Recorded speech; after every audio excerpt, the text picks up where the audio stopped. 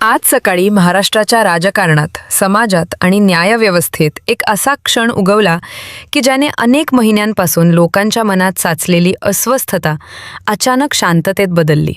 बीड जिल्ह्यातील मस्साजोग गावचे सरपंच संतोष देशमुख यांच्या प्रकरणात कोर्टात घडलेली एक घटना आज बाहेर आली आणि ती कळताच अनेक घरांमध्ये टीव्ही समोर बसलेल्या लोकांच्या डोळ्यात नकळत पाणी आले.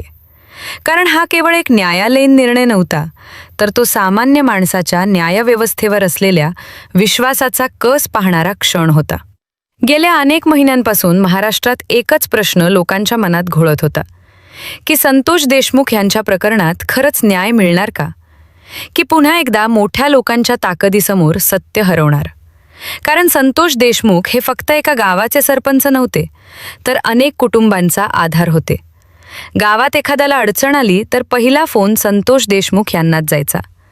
एखाद्या गरीब कुटुंबाला मदत हवी असो, एखाद्या शेतकऱ्याचा प्रश्न असो किंवा गावातील भांडण मिटवायचं असो, ते नेहमी पुढे असायचे. म्हणूनच 9 डिसेंबर 2024 रोजी जेव्हा त्यांच्या मृत्यूची बातमी गावात पसरली, तेव्हा तो केवळ एका व्यक्तीचा अंत नव्हता, तर एका गावाचा आधार अचानक हरपल्यासारखं सगळ्यांना वाटलं.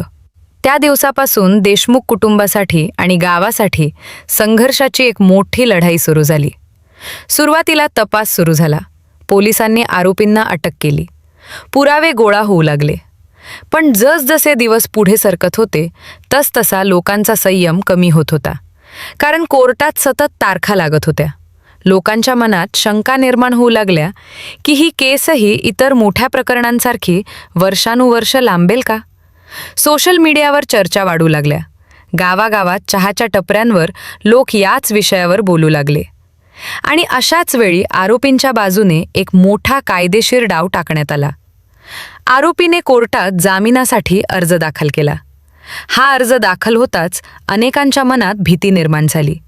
कारण महाराष्ट्राने याआधी असे अनेक प्रसंग पाहिले होते, जिथे गंभीर आरोप असतानाही आरोपी जामिनावर बाहेर आले आणि मग केस वर्षानुवर्ष अडकून राहिली. म्हणूनच यावेळीही अनेकांना वाटू लागलं की आता कदाचित न्यायाची वाट अधिक लांबणार. पण इथूनच कोर्टात खरी लढाई सुरू झाली. मागील काही दिवसात या प्रकरणाची सलग सुनावणी झाली. प्रत्येक सुनावणीला कोर्टात तणावपूर्ण वातावरण असायचं.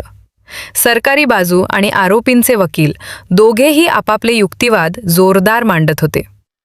कधी सरकारी वकिलांची बाजू मजबूत वाटायची, तर कधी आरोपींच्या वकिलांचे तांत्रिक मुद्दे ऐकून क्षणभर सगळ्यांना प्रश्न पडायचा की केसचा प्रवाह बदलतोय का.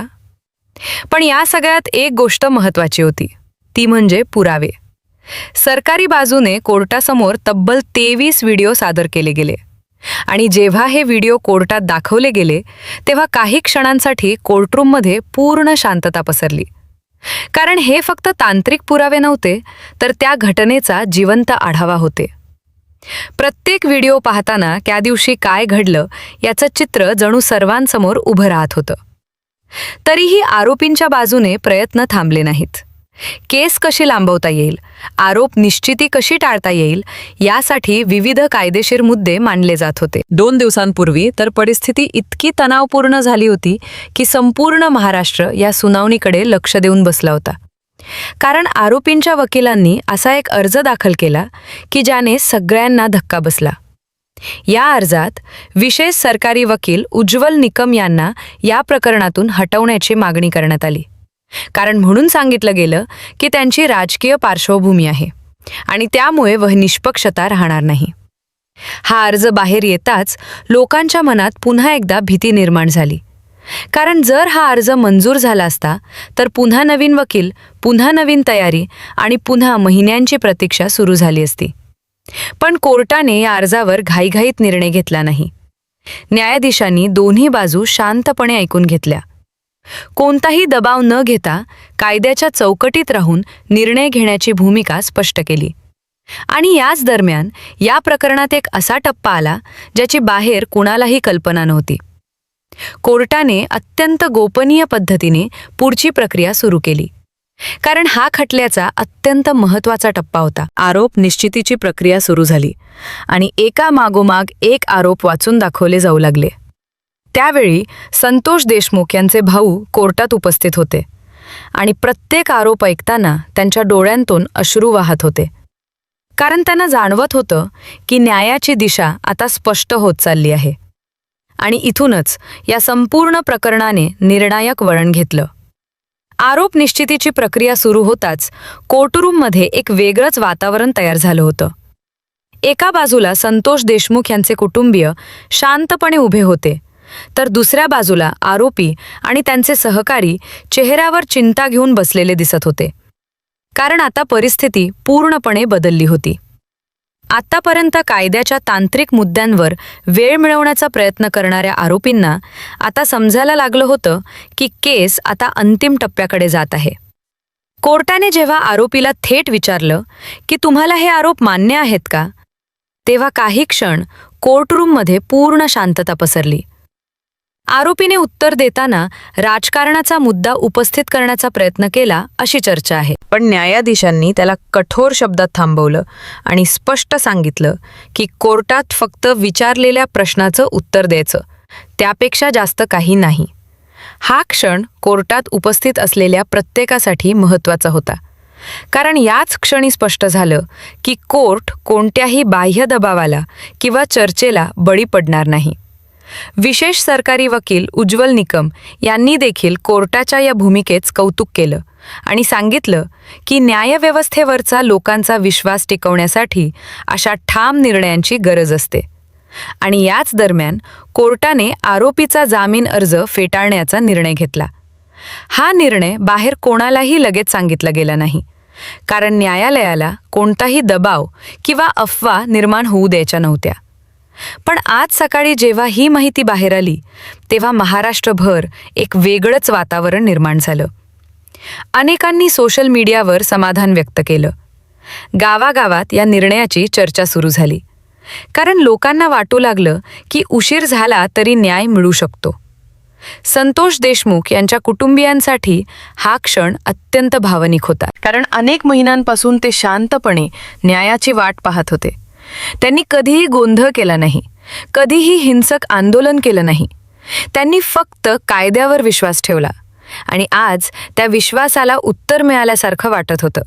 दुसरीकडे आरोपीसाठी हा निर्णय धक्कादायक होता, कारण आत्तापर्यंत खेळलेले अनेक कायदेशीर डाव अपयशी ठरले होते.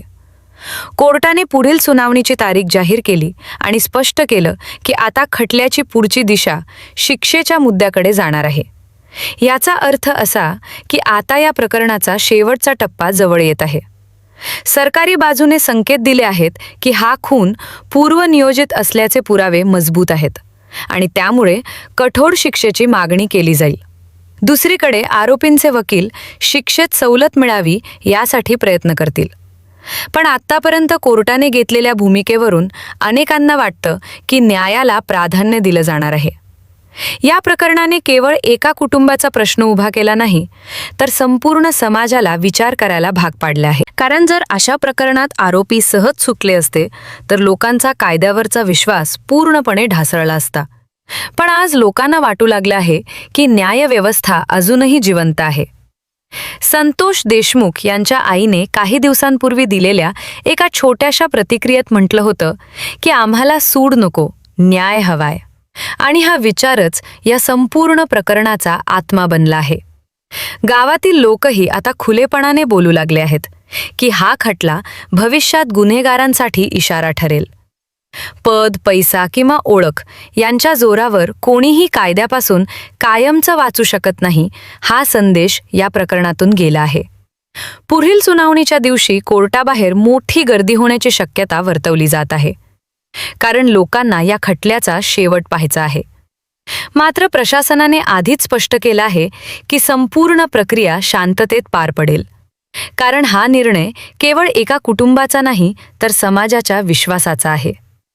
संतोष देशमुख यांचं नाव आता फक्त एका गावापुरत मर्यादित राहिलेलं नाही, तर ते न्यायासाठी लढणाऱ्या प्रत्येक सामान्य माणसाचं प्रतीक बनलं आहे. आणि म्हणूनच पुढील सुनावणी आता अत्यंत महत्त्वाची ठरणार आहे, कारण त्या दिवशी न्यायालय कोणता अंतिम निर्णय घेणार याकडे संपूर्ण महाराष्ट्राचं लक्ष लागलेलं आहे.